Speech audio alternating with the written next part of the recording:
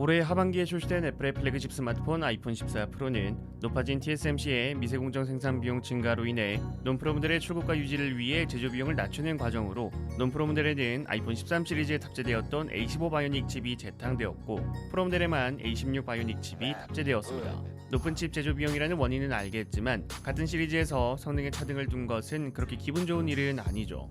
아이폰 14와 아이폰 14 플러스가 싼 가격이면 모르겠는데 그렇지도 않고 동가격대 안드로이드 스마트폰과 비교해서 스펙 경쟁력도 좀 떨어집니다. 그리고 A16 바이오닉 칩마저 그래픽 성능에서 개선이 없다 보니까 지금까지 성능으로 압도하던 A칩과는 다르게 스냅드래곤에게 그래픽 성능을 따라잡히게 되었습니다. A16 바이오닉에서 성능을 따라잡히게 된 이유는 애플이 별다른 힘을 쓰지 않아도 안드로이드 스마트폰의 판매량은 계속 떨어지고 아이폰의 판매량은 계속 성장하기 때문에 여유를 부리는 게 아닌가 생각이 되죠. 그런데 A16 바이오닉의 그래픽 성능 개선이 없었던 이유가 여유를 부린 것이 아니라 다른 속사정이 있었다는 보고서가 나왔습니다. 디인포메이션의 보고서에 따르면 애플은 전례 없는 설계 실수로 인해 새롭게 개발된 GPU가 폐기되었다 밝혔습니다. 보고서 내용에 따르면 애플은 아이폰 14 프로에 탑재된 A16 바이오닉 칩에 새로운 기능을 구현하려 했으나 실패했다고 합니다. 애플이 새로운 GPU에서 구현하려 했던 새로운 기능은 엔비디아의 RTX 2000번대 그래픽카드 출시 이후 흔히 접할 수 있는 레이트레이싱입니다.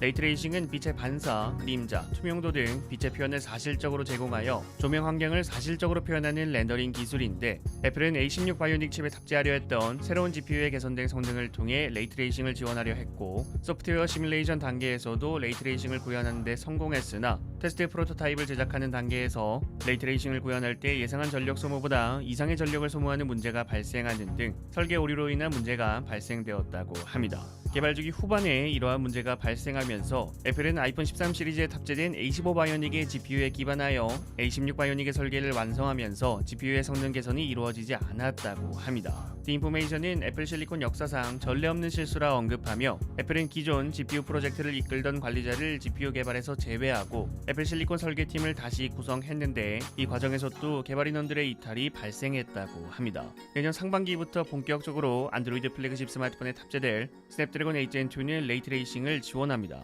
하지만 5W가 넘는 전력을 소모하기 때문에 레이트레이싱을 아주 원활하게 사용할 정도는 아닙니다. 그래도 애플 실리콘보다 더 빠르게 지원을 시작한 거죠. 이번 상황을 긍정적으로 보자면 정상적인 진행이 됐을 때는 그래픽 성능이 계속해서 이루어진다는 거고 부정적으로 보면 중요 개발 인력 유출로 인해 예전과 같은 큰 폭의 성능 개선은 힘들고 또다시 설계 미스가 생기지 않을까 하는 불안감이 생깁니다.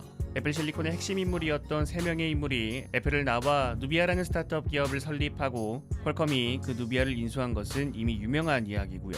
얼마 전에 팀 쿡이 자신의 트위터에 애플 실리콘을 개발하는 오스틴 연구소에 방문한 사진을 올렸었는데 이러한 이유 때문에 방문을 한 건 아닌지 생각이 드네요. 과연 아이폰 15 시리즈에 탑재되는 A17 바이오닉은 레이트레이싱 지원을 비롯하여 우리가 걱정하고 있는 점들에서 벗어나게 할 수 있을지 궁금해집니다. 여러분들이 생각하시는 A16 바이오닉 칩에 대해서 댓글을 남겨주시면 감사드리겠습니다. 시청해주셔서 감사합니다. 지금까지 알비였습니다.